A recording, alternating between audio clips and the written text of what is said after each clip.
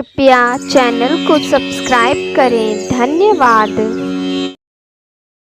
राधे राधे। हरे कृष्णा। पितरों को मानव जीवन में महत्वपूर्ण स्थान दिया गया है, क्योंकि यह माना जाता है कि हमारे पूर्वजों की आत्माएं हमारे कल्याण और भविष्य के मार्ग को निर्धारित करती हैं। उन्हें प्रसन्न करने से हमें जीवन में सुख, समृद्धि और शांति प्राप्त होती है, और उनके आशीर्वाद से ही कोई मनुष्य जीवन के कठिन मार्गों में सफलता प्राप्त करता है। तो चलिए मित्रों, आज सर्व पितृ अमावस्या पर अपने अपने पितरों को नमन करते हुए सुनते हैं दो बहुत ही सुंदर कथाएं। सतयुग काल की बात है। अग्निश्वात और बर्हिष्पद दो प्रमुख पितर देवता थे, जिन्हें पितृलोक में उच्च स्थान प्राप्त था। ये दोनों देवता अपने लोक में अत्यंत ही प्रतिष्ठित और पूजनीय थे। इन दोनों देवताओं की एक मानस कन्या थी, जिसका नाम अक्षोदा था। अक्षोदा बहुत ही धार्मिक, संयमी और तपस्विनी स्वभाव को कन्या थी। अक्षोदा का जन्म किसी साधारण मनुष्य की तरह नहीं हुआ था, बल्कि वह देवताओं की मानसिक शक्ति से उत्पन्न हुई थी। इसी कारण उसका नाम अक्षोदा पड़ा, जो कि अक्ष यानी दृष्टि और ओदा यानी उत्पन्न का प्रतीक है। अर्थात वह अपने दिव्य स्वरूप के कारण दृष्टि मात्र से उत्पन्न हुई थी। अक्षोदा अपने जीवन के प्रारंभिक काल से ही दयावान और धार्मिक विचारों वाली थी, और सदा ही अपने पितरों की सेवा और पूजा पाठ में लगी रहती थी। उसकी एकमात्र इच्छा थी कि वह अपने जीवन में कर्म कांड करके अपने पितरों को प्रसन्न कर सके, उनका आशीर्वाद प्राप्त कर सके। उसने सोचा कि यदि वह पितरों को प्रसन्न कर ले तो उसे दिव्य कृपा प्राप्त होगी, और वह जीवन में मोक्ष प्राप्ति के पथ पर अग्रसर होगी। और इसी कारण उसने अश्विन मास की सर्वपितृ अमावस्या के दिन विशेष तप करने का निश्चय किया। ऐसा इसलिए क्योंकि अमावस्या का दिन विशेष रूप से पितरों को समर्पित माना जाता है। इस दिन किया गया तप, तर्पण और पिंडदान बहुत ही प्रभावशाली होता है। ऐसा माना जाता है कि इस दिन पितरों को प्रसन्न करने से वे अपने वंशजों को आशीर्वाद देकर उनके जीवन को समृद्ध और सफल बनाते हैं। अक्षोदा ने इसी दिन का चयन किया और कठिन तपस्या में लीन हो गई। अक्षोदा की तपस्या अत्यंत कठोर थी। वह कई दिनों तक लगातार उपवास करती रही, और उसका मन केवल पितरों की पूजा में संलग्न था। एक दिन उसकी तपस्या से प्रसन्न होकर पितर देवता अग्निश्वात, बर्हिष्पद और अन्य पितर उसके सामने प्रकट हुए। यह उसके लिए एक बहुत बड़ी उपलब्धि थी, क्योंकि किसी भी तपस्वी के लिए देवताओं का दर्शन होना अत्यंत दुर्लभ और शुभ माना जाता है। पितरों ने अक्षोदा को कहा कि वे उसकी तपस्या से अत्यंत प्रसन्न हैं और उसे आशीर्वाद देना चाहते हैं। जब पितर उसके सामने प्रकट हुए तो अक्षोदा का ध्यान एक विशेष पितर अमावसु पर केंद्रित हो गया। अमावसु एक अत्यंत तेजस्वी और संयमी पितर थे, जो अपने सौंदर्य, संयम और आदर्शों के लिए प्रसिद्ध थे। अक्षोदा उनके दिव्य स्वरूप से प्रभावित हो गई और उन्हें अपलक निहारती रही। उसकी तपस्या का उद्देश्य पितरों को प्रसन्न करना था, लेकिन अमावसु के तेजस्वी रूप ने उसके मन को विचलित कर दिया। वह केवल अमावसु को ही देखती रही और अंततः अपने भावनाओं को व्यक्त करते हुए कहा, हे अमावसु, मैं आपको वरदान स्वरूप चाहती हूँ। कृपया आप मुझे स्वीकार करें, मैं केवल आपके संग की कामना करती हूँ। अक्षोदा की यह बात सुनकर सभी पितर देवता क्रोधित हो गए। उन्होंने उसकी तपस्या का यह अंत सोचा नहीं था। उन्हें लगा कि अक्षोदा ने अपनी तपस्या के पवित्र उद्देश्य को भंग कर दिया है। तपस्या का उद्देश्य आत्मसंयम, संयमित इच्छाएं और ईश्वर या पितरों को प्रसन्न करना होता है। लेकिन अक्षोदा ने अपनी कामनाओं के वशीभूत होकर पितरों के समक्ष इस प्रकार की इच्छा प्रकट की, जो उन्हें अपमानजनक लगी। क्रोध में आकर पितरों ने उसे शाप दे दिया और कहा, तुमने अपने तप का उद्देश्य भंग कर दिया है। तुमने अपनी तपस्या का सही मार्ग नहीं चुना। इसलिए अब तुम्हें पितृलोक से पृथ्वी लोक में जाना होगा। यह सब सुनकर अक्षोदा को अपनी गलती का तुरंत एहसास हो गया। उसने स्वयं में यह अनुभूति की कि उसने पितरों के प्रति अपने कर्तव्यों को भंग कर दिया है, और इस कारण पितरों का क्रोध उस पर उतरा है। वह रोने लगी और पितरों से क्षमा याचना करने लगी। उसने पितरों से प्रार्थना की और बोली कि वे उसे एक और मौका दें ताकि वह अपनी गलती का प्रायश्चित कर सके। उसकी यह विनती सुनकर पितर देवता कुछ शांत हुए और उन्होंने उसकी विनम्रता और पश्चाताप को देखते हुए कहा, तुम्हें अपने कर्मों का फल तो भोगना पड़ेगा, लेकिन हम तुम्हें यह वरदान देते हैं कि तुम्हारे पृथ्वी लोक में जाने के बाद तुम्हारे साथ शुभ घटनाएं होंगी। पितरों ने अक्षोदा से कहा, तुम पृथ्वी लोक में एक मत्स्य कन्या के रूप में जन्म लोगी। तुम्हें वहां भगवान ब्रह्मा के वंशज महर्षि पाराशरपति रूप में प्राप्त होंगे और उनके साथ तुम्हारा एक पुत्र होगा जो महान ज्ञानी और धर्मगुरु होगा। वह पुत्र कोई और नहीं बल्कि भगवान वेदव्यास होंगे, जिन्होंने महाभारत और कई अन्य धर्म ग्रंथों की रचना की। जब तुम्हारे पुत्र का जन्म हो जाएगा और तुम्हारा कर्म पूरा हो जाएगा, तब तुम फिर से पितृलोक में वापस आ सकोगी और शाप मुक्त हो जाओगी। यह वरदान सुनकर अक्षोदा को कुछ शांति मिली। उसे समझ में आ गया कि उसकी तपस्या विफल नहीं हुई थी, बल्कि उसे एक नया अवसर दिया गया था। अब वह अपनी गलतियों का प्रायश्चित कर सकती थी और पितरों का आशीर्वाद प्राप्त कर सकती थी। पितरों ने अमावसु की भी प्रशंसा की। अमावसु, जो एक तेजस्वी और संयमी पितर थे, ने अक्षोदा की भावनाओं को समझते हुए भी अपने संयम को बनाए रखा।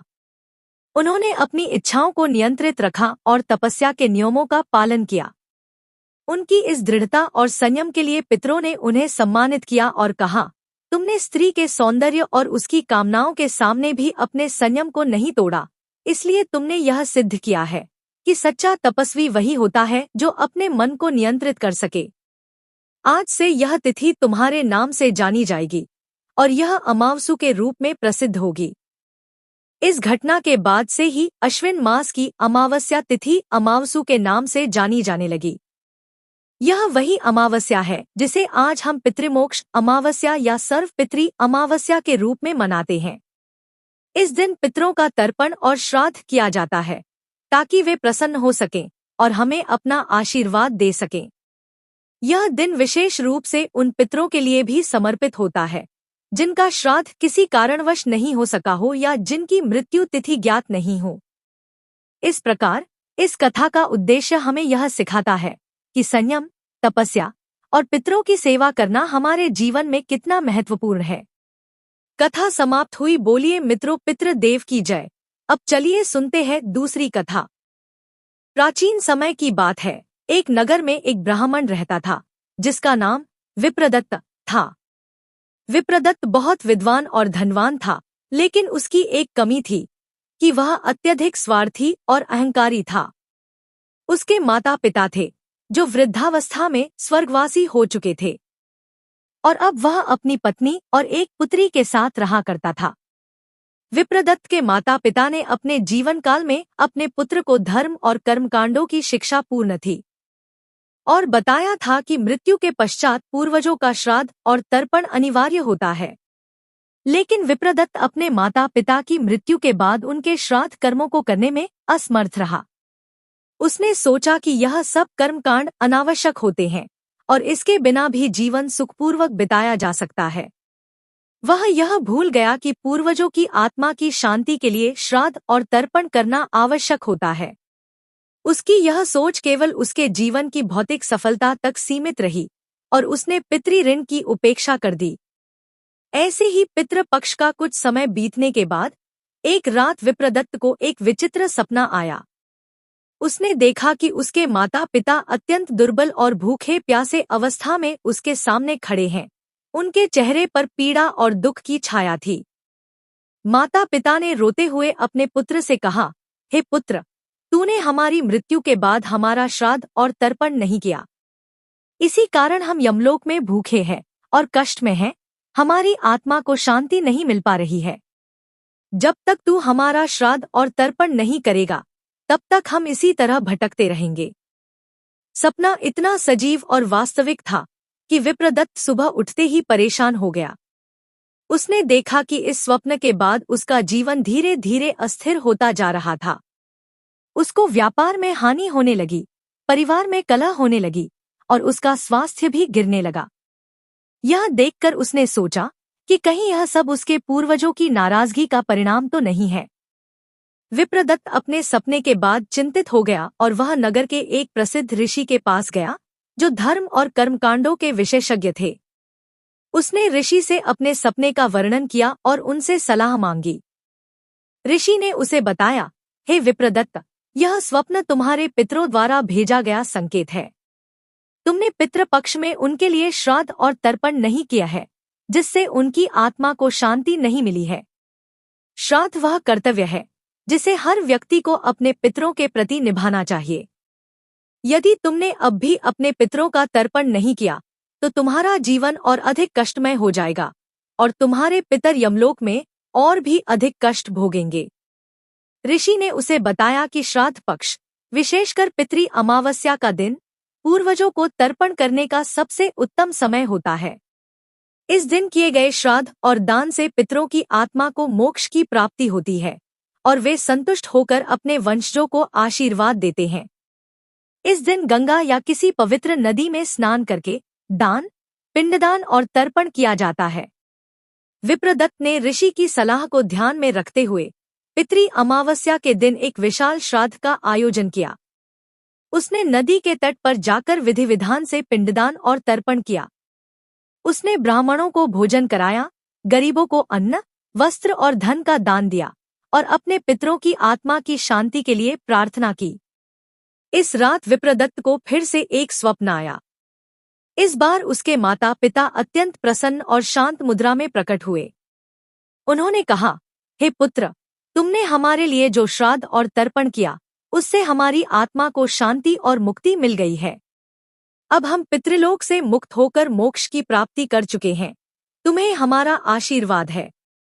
अब तुम्हारे जीवन में सुख, शांति और समृद्धि बनी रहेगी। इसके बाद विप्रदत्त के जीवन में धीरे धीरे सब कुछ सामान्य हो गया। उसका व्यापार फिर से बढ़ने लगा, परिवार में शांति लौट आई और उसका स्वास्थ्य भी सुधर गया। वह समझ गया कि पूर्वजों का श्राद्ध और तर्पण न केवल एक धार्मिक कर्तव्य है, बल्कि यह जीवन की सुख समृद्धि के लिए भी आवश्यक है। इस विस्तृत कथा से यह शिक्षा मिलती है कि पितरों का तर्पण और श्राद्ध करना अत्यंत महत्वपूर्ण है। यह कर्तव्य केवल धर्म का हिस्सा नहीं है, बल्कि यह हमारे पूर्वजों के प्रति कृतज्ञता का प्रतीक है। पितृ ऋण को चुकाने से पूर्वजों की आत्मा को मोक्ष प्राप्त होता है और उनके आशीर्वाद से जीवन में सुख, समृद्धि और शांति आती है। इस कथा के माध्यम से पितृ अमावस्या का महत्व स्पष्ट होता है और यह संदेश मिलता है कि हर व्यक्ति को अपने पितरों के प्रति कृतज्ञ रहना चाहिए और उनके लिए श्राद्ध और तर्पण अवश्य करना चाहिए। कथा समाप्त हुई। बोलिए मित्रों, पितृदेव की जय।